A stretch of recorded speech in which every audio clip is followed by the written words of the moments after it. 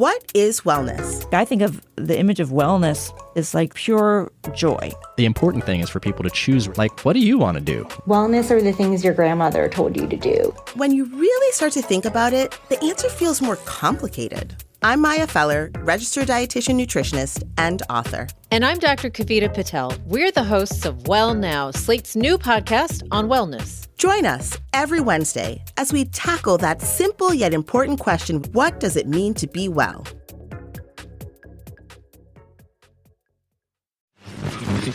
Edit audio.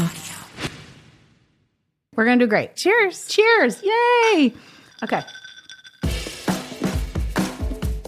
Hello, everyone. I'm Robin Hopkins, and this is Well Adjusting, where I talk to people about life stuff, but not in an NPR way. It's more like we're at the bar, having cocktails, getting into your business sort of way. It's giving drunk NPR. Oh, and producer Steph is here too. Hello. Today, we chat, well, personal growth through a little production called Well Adjusting. By the way, this is our season 2 retrospective, but this is a cocktail because Mary said she felt like we needed to have more cocktails. It's not because we wanted cocktail stuff. I'm here for Mary telling us to drink more. All right.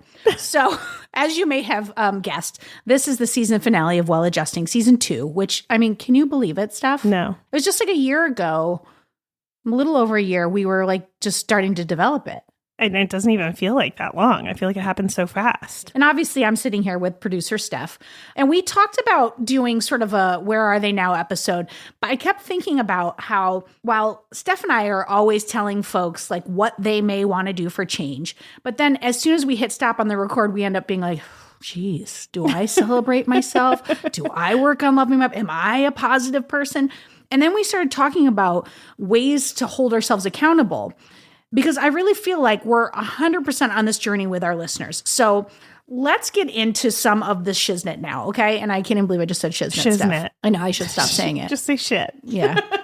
All right, well, I want to ask you, what episodes hit you the hardest this season in terms of like, whoa, I should be practicing what I preach? I think there are a lot of takeaways from, I feel like I'm doing the thing where I'm like, all of my children are great. I know. It doesn't mean we love one episode more than the next. Yeah. It just means we loved them all, but some are more personal than others.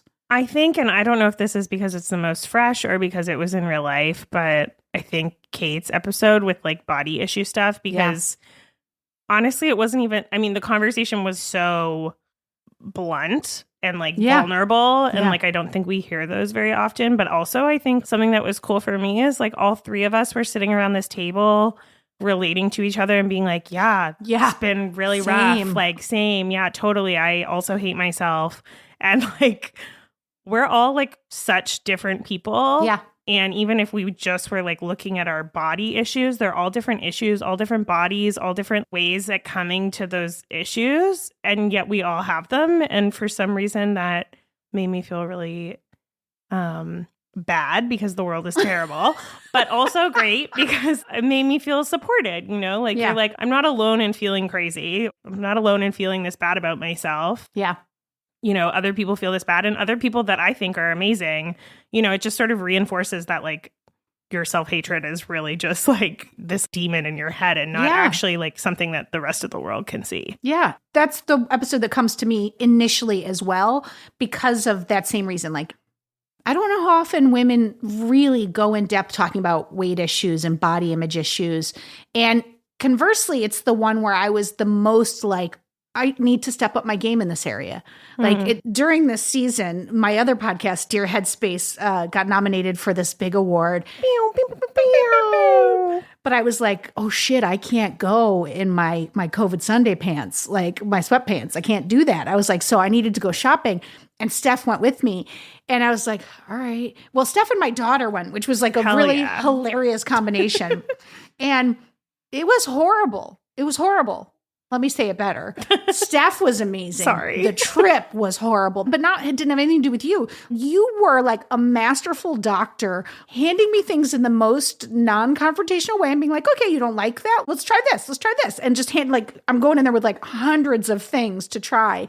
And we ended up coming up with 2 really great outfits. Really great. Hot. You looked hot. I'm not there yet. You are hot thank and you looked hot. Thank you. Thank you. I'm just going to say thank you. You're welcome. My voice is up so high. You're so welcome. But it was like a moment of like, I'm so mean to myself. And to bookend it, I went out again for Headspace, Dear Headspace. I went out to LA and had to record like 4 episodes on camera. And then also, because I didn't end up getting to go to that awards show. I know, hilarious. I know. Twist in the plot. All that, because I booked a commercial, and so which was pretty amazing. But so I went out to LA and I'm like, I'm taking my 2 fucking outfits. I can do this. Yeah. And I had to bring some other outfits. And the first day I was like, oh, all right. I was standing in front of the mirror and I was like, can I pull off a jacket? Like, I mean, it was like that ingrained in me. Like, can I pull off a jacket? It's a fucking jacket. But I made myself do the thing that I think it was your advice to Kate about, like, stand in front of the mirror and say 3 nice things about yourself. And I did it.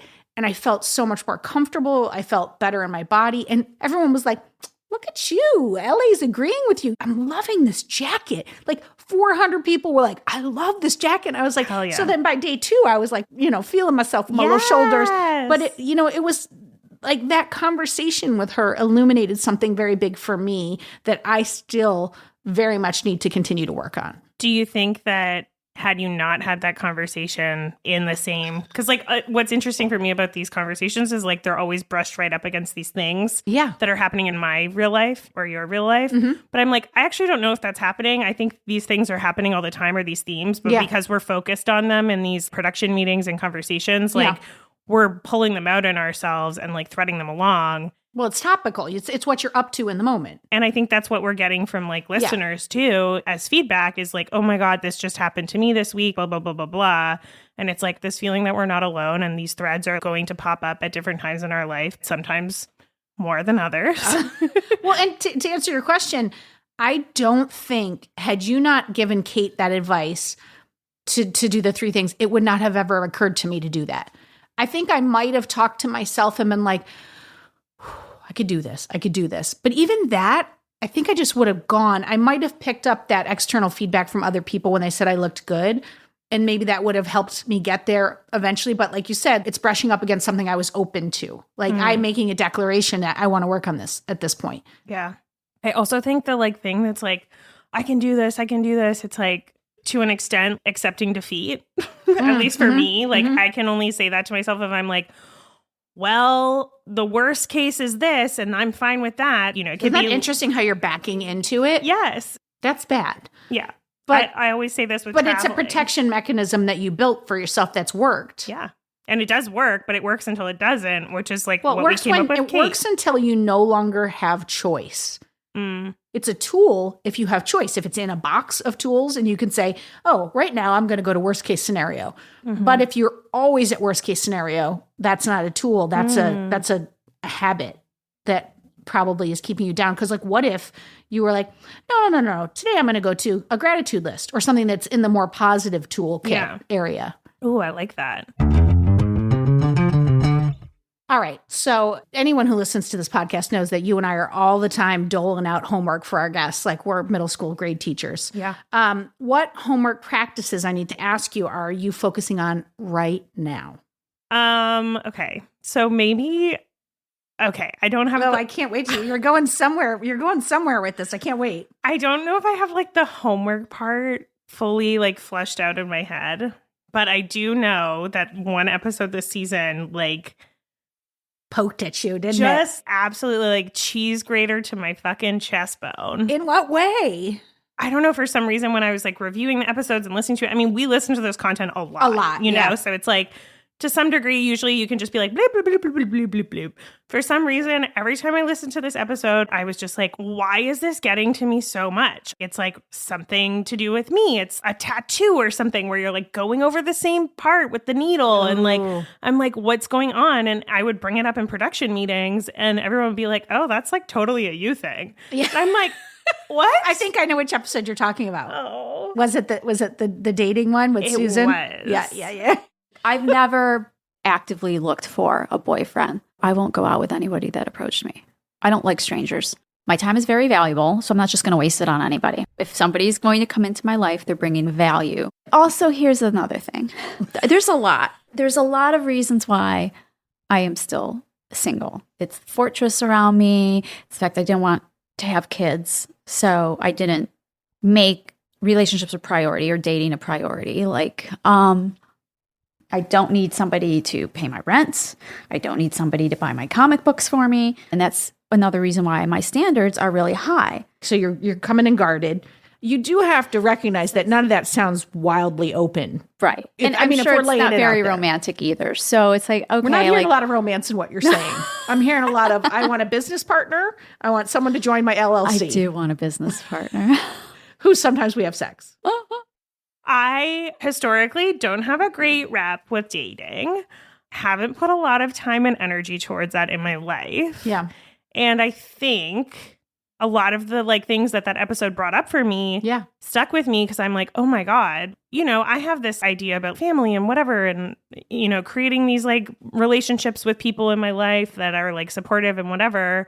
But I think at the end of the day, I do want a partner that's an intimate relationship that's I love how you're hedging your bets as tied. you say it. I love it. It's like, well, how I'm you're like, saying what's this. intimacy, But yeah, with a romantic partner, I'll use the word romantic because I think that's easier to get behind. But I had said that to myself 2 years ago. Oh, I wonder if that's why that was getting to you. And I said it to myself 2 years ago and I was like, okay, I think I'm finally in a place where I can do this. Cause that is a thing. You do have to feel an amount of security. And I have a job, but everything is very self-driven, which you are also in the same boat. And sometimes when that happens, you can only fill up 2 buckets. That's right. The third bucket has to kind of step to the side. And it's not to say I'm not dating.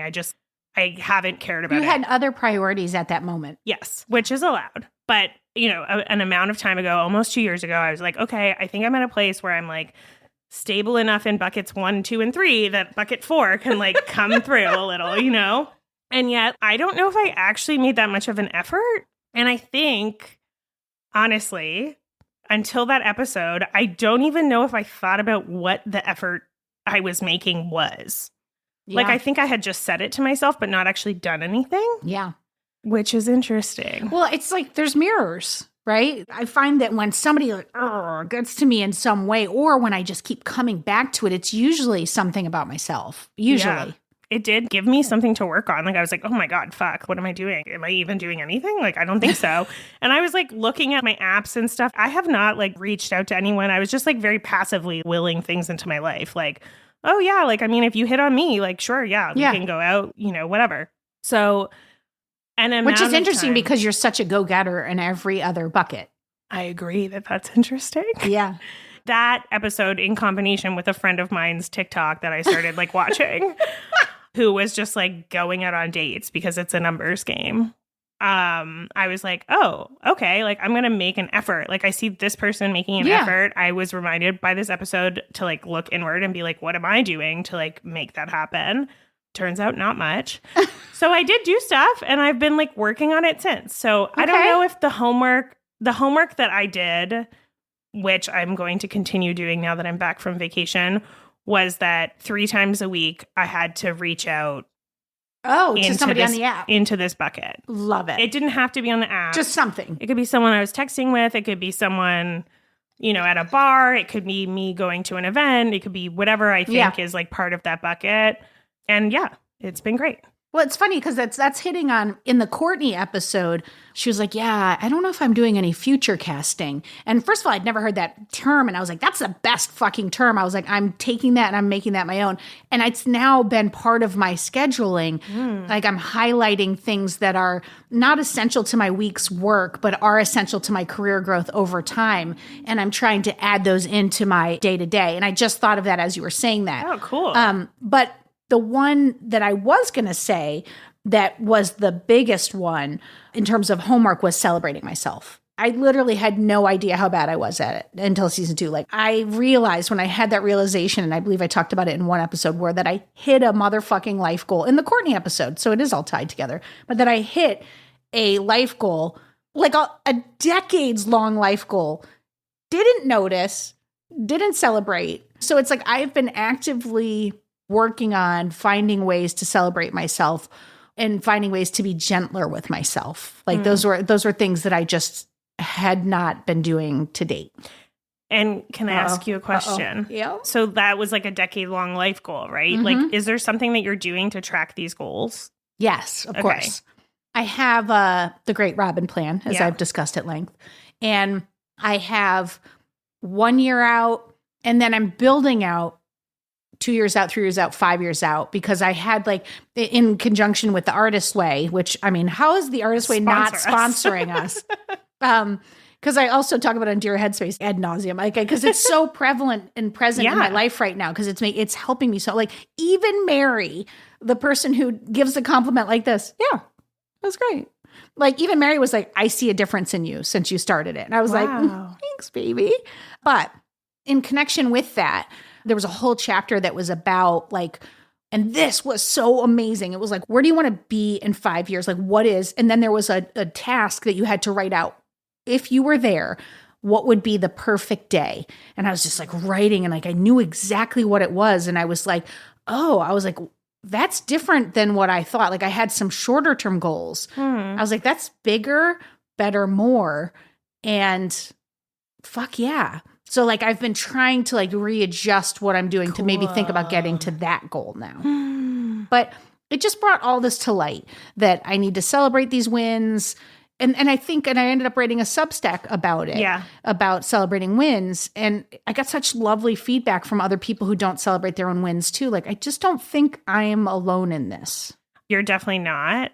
First of all, season 3 homework, something other than a bath. Well, no, I did come up with one in writing the Substack. A walk. I came up with, I have the walk. Those are my 2 go-tos. But what I came to was talking about it with people, because I have like a whole underneath of like, that's like very braggy, who like, shut up. Nobody wants to hear that you hit your goal. But so I've been forcing myself to, because I think that it's like, in talking about it, you're claiming it and you're taking ownership of it. And it allows you that moment to, even what we're doing right here, right now, is talking about the success of season 2. And it's the reflecting of it. And I know when we stop hitting record, I'll be like, God damn, we did good. Yeah. And so that came to me that like, it's important to talk about it too.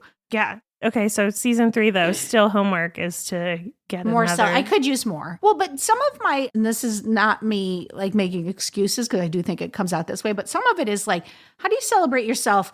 Like, I've got a food issue. A major way people celebrate is with food. Yeah. Or with drinking. Yeah. And I don't necessarily, as much as I love my cocktails, I don't necessarily think that's like the most healthiest way to celebrate. No judgment, but like, food's not a healthy way for me to celebrate. And I don't want to spend $1 billion all the time. So finding inexpensive ways to celebrate yourself, I don't think that's easy. It's not. And the only way that I've come around that issue, because like I have the same thing where I'm like, well, if every time I go out and buy myself something when I do something good, like I'm going to go broke or, eat too much chocolate, and we both have money or trauma. whatever. Yeah. So it's like, money trauma, food trauma, alcoholic parents. Yeah. Like these are, it does make a landmine for finding celebrations, which is why the talking one was really, but a celebration could be dancing alone in my room. I almost think it's not actually doing a thing to celebrate once you get the idea that you're celebrating into your head and in as routine. Yesterday, I made the choice to not do anything. That's a celebration. I'm going to watch TV, and I'm going to watch TV. I'm going to write in my journal. Those are both things that I enjoy doing that I don't allow myself to do that often. And I'm not going to feel guilty about it. I'm going to feel good about it. I have all this shit I have to unpack, laundry, I have to do a bunch of other stuff, and I'm going to make the choice to do that. Yeah. And I think, for me, that is a healthy choice. For a lot of other people, that's an unhealthy choice, you know? Yeah. So I think there's like an interesting thing about like celebrating yourself, but in order to do that, you have to know yourself and like know the things that are celebration and what's like actually just like indulging in like the awfulness. You have to listen to your gut instinct, and you have to know what's important to you. Like, I'm going to be on hiatus for part of the summer, and I set all the money aside, and I'm going to use the morning to do like future casting work. Thank you, Courtney, for that phrase. Yes. I'm going to use that time to do some writing, to do some project work. And then I'm going to I got a season pass from Alamo. I can go to a movie every single day for $30 in a month. Hell yeah. I'm going to really try to like just celebrate myself, enjoy this time, and be like, that's a huge celebration to be like, I am at a place in my career where I was able to save the money ahead of time. I can do this. Like, right, Steph, I got some celebrations. yeah. I got it. You know what I also thought was really amazing about this season? Me. Always. It was like a learning season too. You know, obviously the whole format of the show is like you have a problem, you come, and then we break it down and we kind of get into your business. But there was 2 episodes in particular. One was just fairly recent, which was Mary, but also the Myron episode. And what I thought was so fucking cool about it was after a record, me and Steph and our amazing editor, Maria, will just kind of confab about like, oh, maybe this section drops out, or maybe we move this, or, you know, this was great. And we all were like, both of them, we were like, this is not our traditional format. This is, we're learning from them. Like, let it be that. Don't put some cheesy monologue at the top, Robin. You know, let's not do any of that. This is their moment to shine. And I love those 2 episodes. I mean, for completely different reasons. Like, I learned so much from Myron, but Mary, she's a fucking hero. You know, I didn't know her well in college, you know, like we were sort of in the same circles, but I cannot get over her journey and what she's been through and her fight and her, to have the fucking balls to be like, I am the outlier. Yeah. I'm so impressed by her. Yeah. I think both of those episodes were like very emotional in different ways. Myron, I learned a lot from, and I also was like, how beautiful is it to be able to talk to someone on any platform and have them go through this journey of knowing themselves so well and be willing to like share it with everyone else. Yes. One of the things about autism that I'm learning is that you can actually go on to burnout for a long time. And it's caused primarily if you live your life allistically or masking neurotypical, you won't get your needs met. So like, for example, a normal person can deal with lights like these. They may be too bright, but a person can deal with them. Whereas me, I actually need blue, purple, orange, pink light. And if I don't get that, then my energy decreases. And after a while, when I have no energy, then I melt down.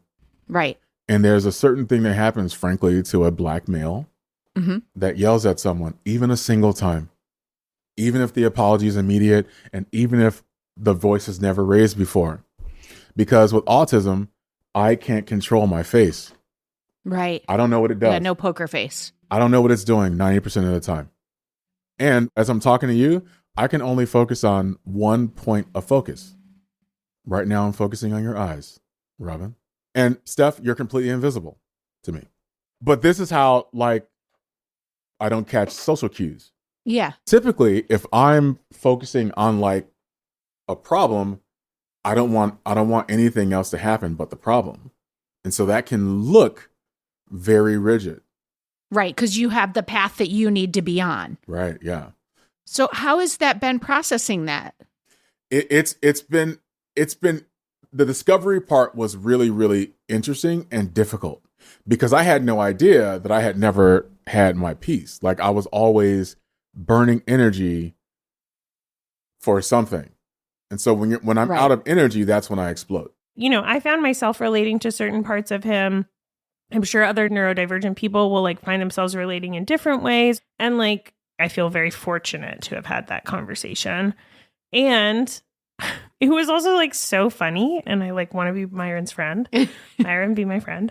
But yeah, I thought that was really great. And his confidence, I was like, I fucking could use even an ounce of that confidence. Yeah. You know what I mean? Like you talk about relating in different ways. Like I maybe couldn't relate to how he has to mask, but that doesn't mean I didn't have moments where I was like, as a person in the LGBTQ community that wasn't like, oh, I see where I might have to change who I am. Mm-hmm. Like the way he said everything, he opened it up for us to see his experience. Yeah. And that was an honor and a privilege. Also, production-wise, I think we learned something after that as like a team. We all came to the same conclusion after, and we're all thinking about this in like a very like person-centered way, which to me was like really beautiful and cool because it's like another time where you're like, oh, we're all super aligned on this, like creatively, vision-wise, editorially, all of the things. And we want to like honor this person's story and experience. And I think I mean, not I think, I know that a lot of other production places would not have the same approach and would not even be willing to have that conversation. Yeah. That was really cool for me just as like a business owner and a person in production. No, because there's some production companies, even if you take it out of the creative, like we were not so hell-bent on our format that we were going to put Myron in a place where we were bending him into our format. Yeah. Like it became very clear in 5 minutes that I was not there to be asking him questions that were about how I can help. I was there to ask questions about how can you illuminate your experience for me and for people listening. And we all got there very quickly. And like you said, like there are many people who would have been like, format should lead. And it's like, no, I'm really proud that we are always like, it's the care of the person's story, because I think we're aware that people are letting us into, like, if I go back to Kate, it's a really fucking, and Mary, and Amy with her brother's suicide, and Susan, like they're all opening the door for very personal things and letting us poke. Like that's a big thing. And so you have to, or that's our mission. We believe that it's important to honor that. And what also was cool was like, which I'm just going to give you like some little kudos here, but I know I did it right after the recording, but I'm going to remind you. I mean, we're always like me and my team slacking on the side, right? So if I'm not in the room with Robin, like we're chatting on the side being like, haha, that was hilarious. Or like, ooh, pick up here, notes here, whatever. Yeah. And that whole episode over and over and over again, it was like, oh my God, Robin, such an amazing host. Like you have so many like talents in just being on, first of all, asking good questions, but also like really listening to people and like caring. And like there were so many times when Myron would be like, oh my God, I just got goosebumps. I know, I'm like so uncomfortable. But I guess I can feel your uncomfortableness. Like there were so many times where you'd ask a question and he'd, start talking about something else and whatever. And you'd be like, oh, okay. And like, listen, I know you, I know the producer in you. I know that you were fighting yourself that whole time. And yet you like led with the part of yourself that was the listening, empathetic, kind-hearted person. Look at my arms. Look at my arms. I see it. Well, thank you. Thank you. If we go to Amy's episode, I've known Amy for decades, right? Like we work together, we're friends. And she told almost no one about her brother's suicide. Almost no one. And for her to be that open, for her to share that story, and then to get, I got a post from like technically a cousin, but I didn't know her, but I only know her through Facebook. And she wrote me this incredibly touching direct message the day it published, which I had no idea she was even listening. Like I said, I don't know her, saying that her son had committed suicide. Oh my God. Almost. And she was coming up on the 10-year anniversary. No, I have goosebumps. Wow. And how helpful it was for her to hear that. Aww. And I got several emails about that, about what Amy's story meant to people. That's the stuff that I'm so incredibly proud of. That episode was like, I know for her, like she said to us directly in it, that it was like healing for her to be able to talk about that, and that she reached out to us to talk about it. That's wild. Yeah, absolutely. Like, I'm like, why do you want to talk to us? Yeah, as two idiots. I mean, we're cool, but not that cool. I also was going to bring up that like you cried in that episode. I did. And I think that's the only time you've cried. Maybe. I mean, I feel like I tear up all the time. Sometimes it's like I just get so proud of people. And I always say, and I always think it's a weird thing for me to say, like, I hope this doesn't sound condescending, because it's like, I never want it to sound like I'm over here and I'm healed, because fucking obviously I am not. It's just that I can see the work. I know the journey the person went on. Probably fucking start crying now. It's just like, and I get so proud of these people, and I'm so touched that they've shared it. And I'm so like, good for you. Like, that's just incredible. Like hearing the work that Mary did for her kids, that she was like, I need to fight to be here for my kids. And that's beautiful. And those two fucking kids are amazing. Oh my God, so cool. Production BTS, we had, and I think this person might still be mad at me, we had another person set for the expert of the day. And I was like, I'm sorry, but because we were just going to get some like a little bit of like a button tag on from her kids. I'm like, here's her kids seeing how they are. And when I got the audio, I immediately emailed the entire team and I was like, guys, this is the expert of the day. I was like, this is beautiful. It's like, I'm not saying this to toot our own horns. I just feel like there's like something bigger that's happening that's lovely. Yeah. Remember for parents to not let your family drift apart because it's really easy because you're all going through something so deep. Yeah, a big thing for us that have helped with that is during the scan week, like the week before our mom gets her CAT scans, that's the week when we're all kind of going through a lot of emotions at once. And it's hard to remember that you're not going through it alone and that everyone in the house is going through it. And it's also really easy to take it out on each other. So I think one thing that's helped us with that is having more family time like that week and really trying to focus on spending time together rather than the result of the scan.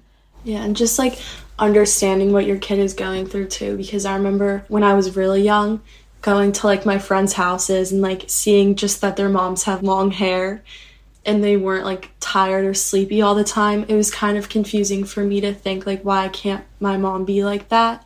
Yeah, it definitely took us both a while to understand and like actually fully realize what the situation was, just because when you're so young and that's all you know, you don't really realize how different your experience is and your childhood is because of that, especially compared to like your peers or your friends.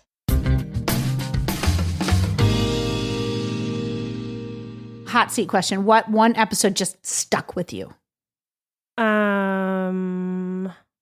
I'm going to go first. Okay. Because I said, like, Steph just made big eyes. Because it is like choosing a favorite kid. It is very difficult. But I mean, Jennifer and her dad, Arnold, that stayed with me because it's not often that you meet someone his age who was so open.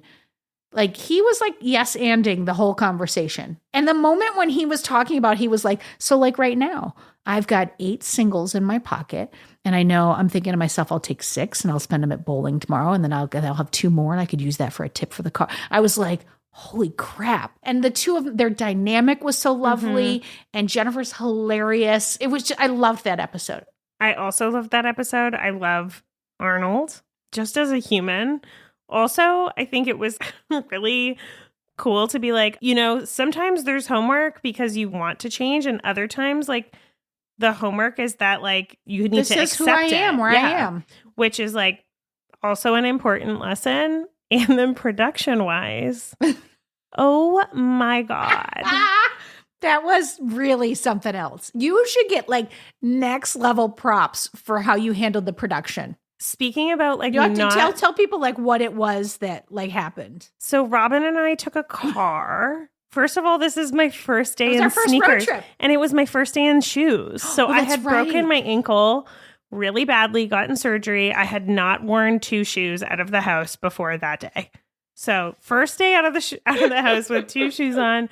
So stoked. Robin picks me up. We get in this car. I thought you were going to say so stoned. I was like, were you? I wish.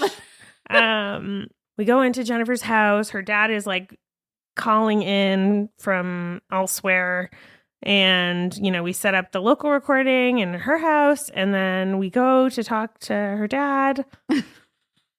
And, we expect like hiccups, right? Yeah. Especially like with people that are older. Yeah. Go to on the top right, there should be something that says settings. Okay. So maybe we're just going to exit this window. Okay, so if you go over the link and just highlight it all with the mouse, so click down with your mouse and then highlight the blue. Yeah. Studio isn't live yet. Okay. Interesting. Okay, and then go to your start button. And then go back to the ball Chrome thing. Yeah. Click that one and then go up to the clear, and click right click again and then paste. And then click enter. Oh, I've got an Arnold. Yay! Well, let's not get too excited until we know this is it. I think I spent I don't know. I want to say like almost an hour. It was pretty darn close. It was long. Took a long time to understand what it was that was happening. Yes. There's a lot of translating also. And you just remained, Steph remained cool. Like I would have been sweating and I would have been like, I don't know, so maybe we gotta reschedule. I don't know. And you were just like, we'll get it. No problem. And like then Jennifer and I were just rambling on while you were just like, no Twitch, nothing. Poor Arnold. I was like, okay, and on your computer. Okay, and on your phone. And I'm just going to actually FaceTime you from Jennifer's phone and like talk to you through that. So it was like a lot of that, a lot of translating, a lot of listening and trying to understand and also like troubleshooting at the same time while these like two hilarious people are like having a full stand-up comedy set in front of me. And we got into the interview. I'm like making sure everything's working. I listened to the interview. I also like couldn't hear the first 10 minutes of the interview because I was so panicked about not getting the like tech right. Like I was like, surely in this hour, something must have gone wrong. But it didn't. It worked out. Everything was recorded. And then after, I think Maria on my team was like, Steph, you are like a godsend. I could have never done that. Like, thank you so much or something. And I was like, yeah, no worries. And then you said it. And I was like, oh my God, I should, again, another moment. I should celebrate myself. Or I should just like acknowledge that that's a skill. Oh my God, yes, it is. Like, first of all, again, just to bring it back to like, which I always will do, gender roles of this job. I think it actually might be a benefit to be not a cis man in this field. Because like, I can do the troubleshooting just as well as anyone else, understand the tech just as well as anyone else. But I think a skill of mine from like having to be in a patriarchal world for my entire life is being like pretty cool, calm, and collected when I need to be and being like, okay, interesting. And like moving on from that. But what you left out was that then after when Maria got to the edit, because Arnold had ultimately had to download the Riverside app on his phone. And apparently he had shut it down and deleted it before his file uploaded. Yeah. And like, I do not have your skill. My eye was twitching. I was like, do we have it? Are we need to do that again? Do we have it? And it was like, and everybody was like, we're going to make it work. And then somehow you all got the file, recovered it from a backup from there Riverside. Was a backup. There was something. That was our most technically challenging. Yeah. I do think that's a thing I can celebrate this year. I have I will figure it out attitude. Always. You always do. Scrappy. I love it. We love a scrappy bitch.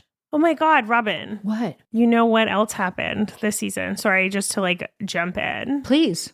We literally yesterday, the day before. Today. We got a message from Taylor. Yes. Which is also I love that episode. I'm obsessed with Taylor. Also, Taylor added me on Instagram, so I feel like we are friends. No big deal. And Taylor was like, oh, life update. Like, I think the message was literally life update from Taylor or something. Yeah. And I was like, oh my gosh, so excited. And Taylor has big announcements, big moves. Yeah, so she said this whole thing where she was like, I'm actually not moving to LA. She said, you know what? I just wanted you guys to know it because she said, I realized as I was talking about it that even I wasn't convincing myself that this was the thing I wanted to do.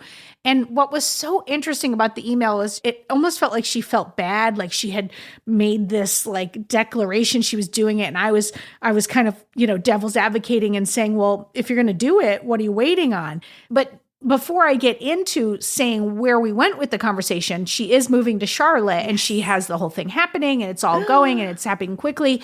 But we had this whole little back and forth in conversation. What I thought was so fucking interesting was I was like, first of all, why would you apologize for like this is growth to say you wanted something and then in the face of this doesn't feel right to make a change in spite of maybe having told people, in spite of having said to yourself you were going to do it, but to trust your gut instinct and to say, this feels more right for myself. I was like, if you had emailed me and just said, I have my move date, I would have been like, right on. But I'm so much more proud because I know how hard it is to backtrack on something that you were testing out and saying. And she didn't just test it out and say it. She tested out and said it on a podcast. Yeah. But to me, I'm like, how fucking cool are you that you know yourself enough?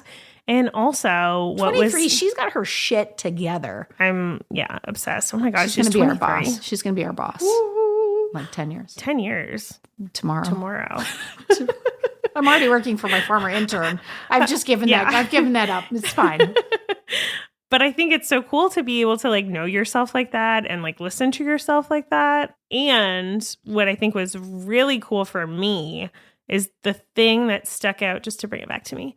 The thing that I remember from that conversation was like, I had said something to her, which do we need to make more margaritas? We do need to make more drinks, but we can finish this thought. I had said something to her that I know is something that I remind myself of, because I get really anxious with like, am I doing enough? Am I not doing enough? Should I be like doing this and this and this? Should I be moving here and here and here and like whatever? And I'm doing all the things. And I do think I literally scheduled time in my calendar to like listen to myself and whatever and like put my feet in the grass and all of that stuff. But at the end of the day, when I'm feeling like really overrun, I always try to remind myself like, okay, you are the constant in your life. Like every decision is a decision that you make. There's no good and bad decisions. There's only like what you make of them, you know? Yeah. And you're the only constant in your life. And so just like feeling grounded in that is all that can like move you forward. And what was so cool for me is I was like, of all of the things that I said in that conversation, like that really was something that I was like really saying to myself in addition to her. And it was so much easier for me to say it to her than it was for me to say it to myself. Isn't that interesting? So interesting. But also I'm like, you know, this stays true. Like LA is just a city. You know, LA doesn't go anywhere, probably. No, I mean, it might go fall under into the water. ocean, but we don't know. We don't know. But like, I mean, I've moved like a million cities. I will many times. probably move cities again. Like, who freaking knows? No one knows. Like, decisions. Like, I didn't even decide to move to New York. I just sort of like ended up moving to. I mean, I obviously made a decision at some point, but you know what I mean. It wasn't like a planned out thing.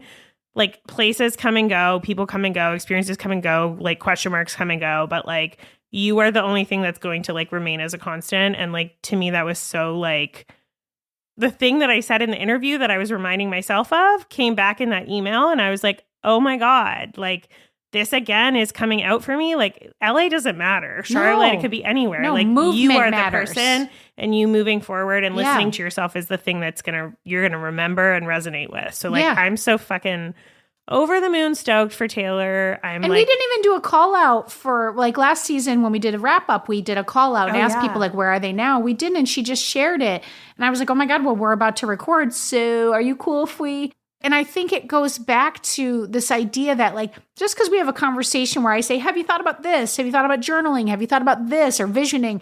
Doesn't mean you have to do any of it. It doesn't mean I'm right.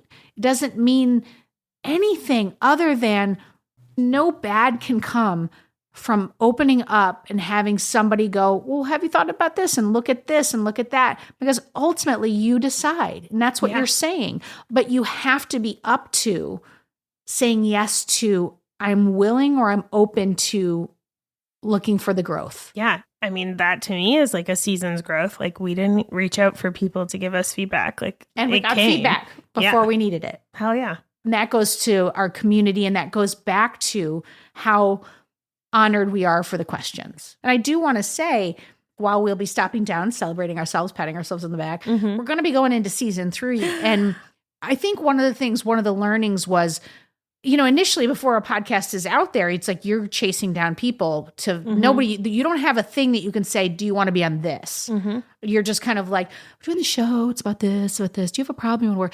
But like, I think the stories are best when someone comes to us with it, because then they're coming from their heart and a place. So I would love it, anyone who's listening, if you have a question that you would love to pick apart with us, and you'd love I think sometimes it's just having another person who doesn't know you, who's just going to go, well, I don't know, have you thought about this? Or you've said that 7 times. What's going on with that? Like there's something, and you're not paying us. It's not therapists, but it's like there's something about that. So we really would love to hear from you. What's the email address if people want to be on season 3 and they want to reach out? Because we're going to be going into production very soon for season 3. So the email is hello@editaud.io. So that's hello@editaud.io.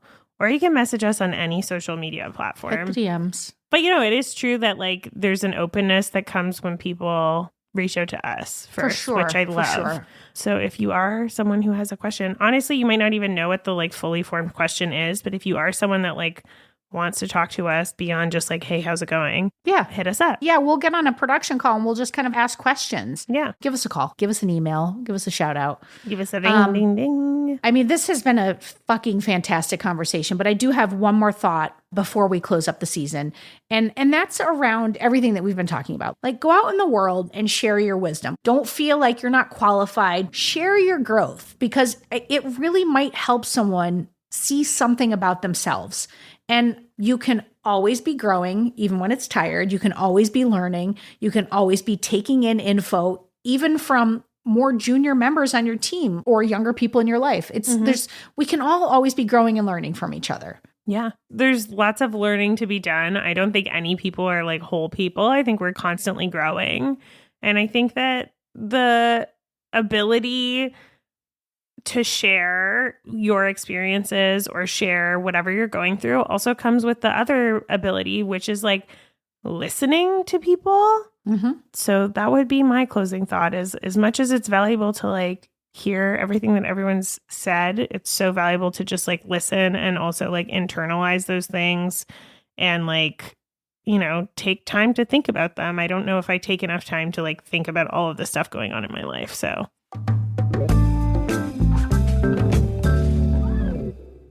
and with that's going to take us as a wrap for season 2, folks. And we're going to that's a wrap. We're going to take a little summer hiatus, and then we will be back when you are fully in your back to school feels, even though you are no longer in back to school. And I do have to say this little housekeeping. If you haven't followed or subscribed the podcast on your favorite platform, now is the time. That way they'll alert you to the exact date of our return. And I also need to say a humongous thanks to producer Steph. That's me. Who is so much more than a producer. She's an owner, a CEO, and a badass bitch. And she is also my friend. Yay. And I am forever thankful that you took a chance on this pod. And a humongous thanks to the entire Edit Audio team for putting up with me in meetings, because I'm a lot, and making the show, especially Maria, who edits she edits like she is working for an Oscar. I mean, she's so good. Maybe she will get one. I mean, it could happen. Kathleen, who literally does all the things. Everything. Kathleen does all the things. Melissa for press and comms and marketing and beyond. And Meg, who really stepped up the season and has jumped in on all of our socials. She's the socials with the mostest. It doesn't make sense, but I said it. And also thank you to all of our experts of the day this season. We had a lot of different people and some really cool people who jumped in and gave some advice. And that's a wrap. Yeah. Thank you to everyone that talked to us. Woo. Thank you to everyone who's about to talk to us. Please talk to us. Thank you to these empty margaritas for round 2. Cheers. Us.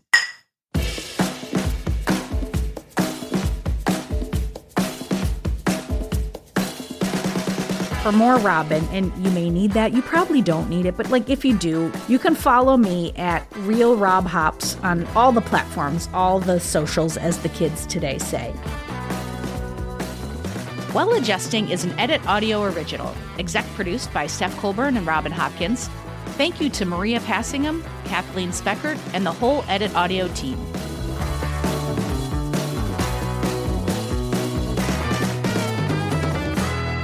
Okay. All right, we did it.